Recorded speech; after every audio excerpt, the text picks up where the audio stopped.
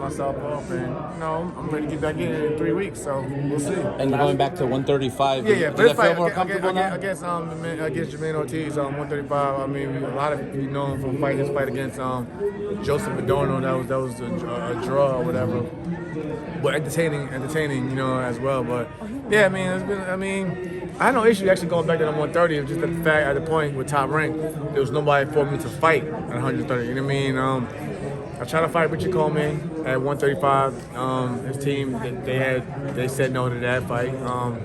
We tried to fight Robson Conciel as well, but then they had the visa issues, so we had to scrap that fight. And then and then the Ortiz fight came, and it was like, for me, I'm just like, listen, I just want to get back in the ring, so whatever, let's do it. And last one for me, Jamel, do you think Shakur, with his frame and power, he'll be able to carry up and beat the 35s like Tank and Devin and Kambosos? Yeah, he definitely has the frame. He's still young, so he has room in terms of a man to grow and feel.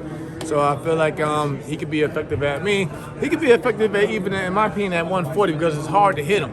The whole game is hit, not be hit. Well, he said he could see him and Haney meeting up there one day. That's what I'm saying. Yeah, so that's what I mean. Like he could do whatever he puts his mind to. He has the skill level alone makes him very competitive. So it's not so much of the weight or the size. I think, like I said, you got to touch him first. What makes him so hard to hit? Like I said earlier, I think it's just more of his his vision, his ring IQ. He has quick twitch muscles. You know what I'm saying? Like he could be right there in front of you, and like you see with Valdez, he was right there in front of him most of the night. But it was just hard for him to hit him. Even with me when I fought him last October, I got a longer reach and I was a bigger man, but it was hard. It was just hard just to get to him because when you think he's there, he's gone, and all he's made the first move to throw you off your whole game. What's going to happen with Tank and Rolly next year? Besides the drama, so that fight's not good. That fight's not going 12 rounds. That fight's not going 12 rounds. Does that mean because you think Tank's going to stop him? Or? I think Tank is definitely looking for the knockout, but I think also Rolly is going for the bombs as well. There's a lot of bad blood over there. And like I said, that fight's not going a distance. You mentioned fighting potentially the lightweight undisputed champion, which will be obviously the winner of George Kambosos, Devin Haney.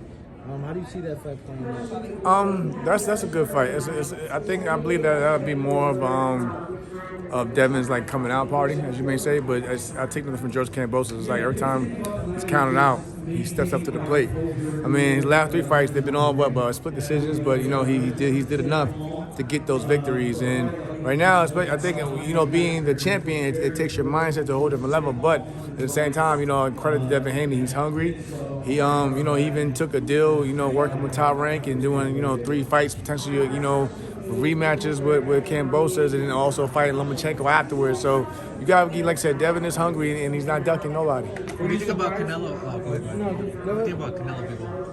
Canelo people, I mean, it's Canelo. It's hard to count Canelo out. It's hard, Canelo is not he's a very smart fighter, and I believe he makes every move is very tactical and know his moves. But Bivol is a respected champion, is all right. But I believe that Canelo Alvarez just has more tools in the box than to crack that code. Thank you. Thanks, Jamel. No problem.